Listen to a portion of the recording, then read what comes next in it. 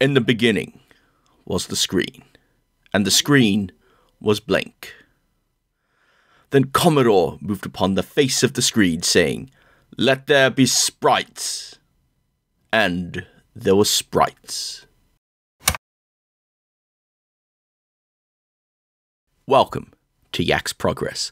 This is a 1985 compilation released by Llamasoft, which takes 8 of the early C64 specific releases and puts them all together. These games had been considered out of print by this point, so it gives another chance for them to be in circulation and to obtain them. Not only that, but for those who obtain the cassette version of the compilation, which is the copy that I have as well, they've been made using a turbo loader, meaning those lengthy loading times, as many of these games use the original ROM loading routines, have more or less been eliminated, and some come up pretty darn quick as a result. Alongside the reproductions of the manuals in the instruction booklet, the documentation also includes a small piece by Jeff himself talking about the development history of each one. This detail is lovely because it gives you a bit of context about how these games were originally put together, and is the kind of detail you don't see in many other compilations at the time. But the important question is, just how do these early titles stand out? Let's jump over the 64 and find out. The first proper C64 release by Jeff, infamously developed on an imported NTSC machine, Attack of the Mutant Camels has you defending Earth from an invasion of 80-foot mutant camels. Taking them out involves slowly chipping away at their armour whilst dodging their acid-spitting attacks. When you've defeated all the camels in a wave, you're then pitted up against the hyperwarp seekers, where you'll be dodging projectiles as you build up speed to warp to the next level.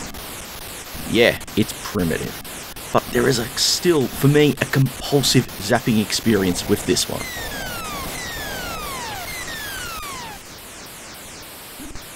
The next release is good old Matrix. Whilst it's just a VIC-20 port, what a port it is. Matrix builds up upon the formula of Grid Runner, turning up the challenge with the introduction of elements like the Snitch, moving across the top of the playfield, the deflector panels, which will appear in some levels, deflecting your shots 90 degrees, alongside stages where your score is drained the longer you fight, and of course the hidden end-of-level bonuses. Whilst its use of character mode graphics may make it the most primitive looking game on offer, that doesn't mean that it's not short on gameplay. In fact, it's one of the more frenetic games on offer here, and I'm sure I'm not the only one who thinks that.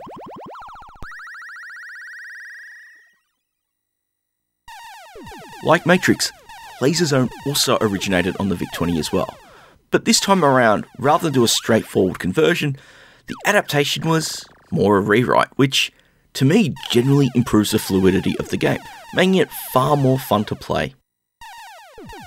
In this case, you're tasked with controlling the 2 cannons on board the Laser Zone to clear out the playfield of enemies, but the challenge comes from the coordination, or having a friend handy, to make sure you don't accidentally zap your own cannons or let the enemies get to the platforms. Again, like with many of the other games here, the concept behind it is incredibly simple, but executed well for the time with that trademark Llamasoft frantic chaos to boot.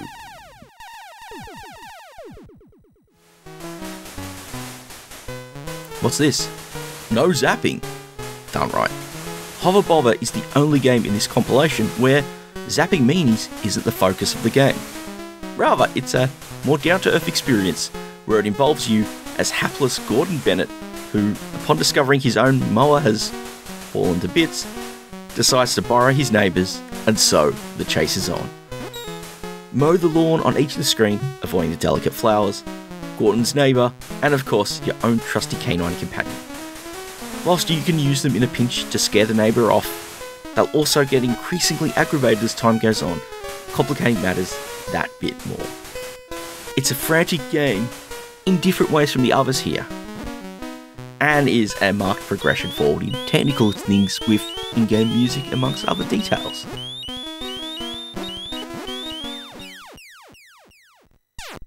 The first of the follow-ups to that prototypical blaster, and things have changed around quite a bit with Revenge of the Mutant Camels.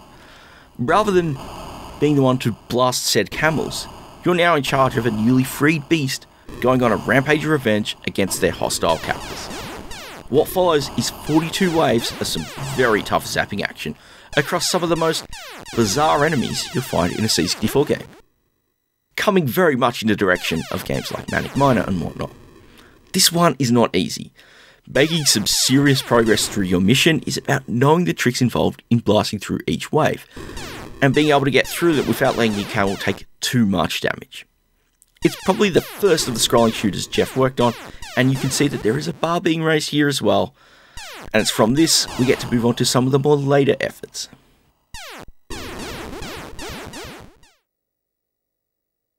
With efforts like Sheep in Space, you take charge of a space sheep defending one of humanity's distant colonies. This might sound like a straightforward challenge, but the planet is unique, offering two surfaces, each of which has gravity impacting your sheep in two different ways. Firstly, its speed. Flying closer to the surface, either surface, will slow your sheep down, so flying in the center of the screen is most important for maximum speed. The second one is its weapons, the trusty Bonios of Doom. These arc down to whichever surface you're closest to, and that becomes very handy for taking out the trickier threats.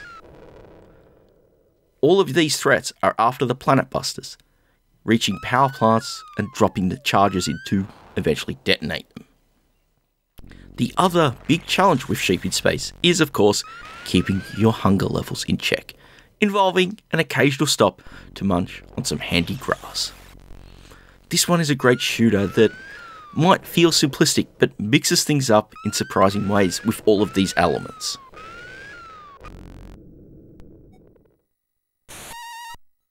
Metagalactic llamas battle at the edge of time. That is what you call a title. And it's also one of the final VIC-20 conversions Llamasoft put onto the C64. Even if, interestingly enough, this one actually wasn't converted by Jeff himself. Seriously. But he did design the original VIC version, so it still counts here.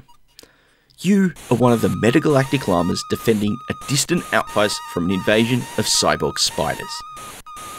The challenge here is that you need to control both your llama as well as a force field, which you'll use to deflect shots against the enemies.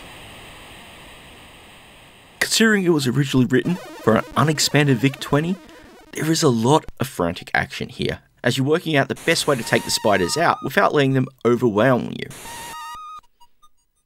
It's frantic, it's simple, but it's still really well executed.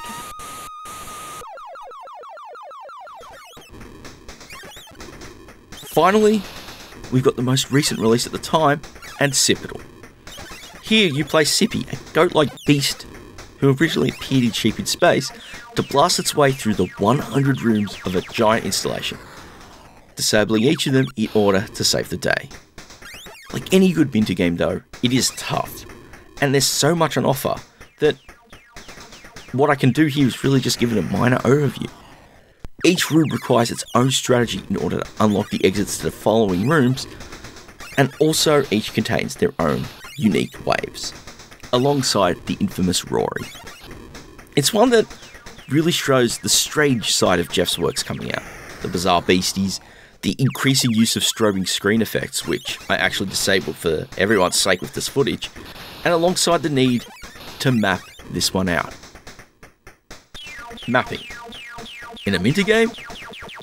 I don't know if it's a parallel reality or not, but what I do know, it may seem impenetrable on first appearance, but once you get it into your mind, you'll find it a very, very unique experience. If you've been following the channel for long enough, you'll know I'm quite the fan of Jeff's work. His blend of fast-paced action and unique sensibilities have created so many enduring titles throughout his career. Whether you would personally enjoy Yak's Progress or not really comes down to a simple question. Are you into the kind of arcade action Jeff was producing in his time, or not? If you were, it is certainly a compilation to check out. In fact, at least one of the games here being Metagalactic Llamas, I am not sure which would be easier to find. Getting a hold of this compilation or finding the original release itself. But as for my picks, despite how primitive a title it is visually, Attack of the Mutant Camels still holds a fond place in my 8-bit heart. Matrix is a prime example of that Llamasoft zapping spirit, despite being character graphics. And Sheep in Space, it's the first piece of Jeff's work I ever saw as a kid. A frantic, mind-bending twist on a horizontal shmup with so much to do in such a weird way. But finally, there's Occipital. One I'd not really explored properly prior to covering it here. Yet it intrigues me on so many levels. Building upon the chaos in Jeff's other works, but introducing a wider purpose in having to map out and deactivate all those rooms. It's an element we'd see way more of in some of his later games. But for me, as a kid, had I been around when this compilation was in print and gotten a hold of it, I absolutely would have imagined myself having a non-stop blast fest here. Many of the games here are ones I've seriously fallen in love with, and even the others that aren't my prime favourites are ones I could still enjoy. And that is truly a rarity amongst compilations, in my book.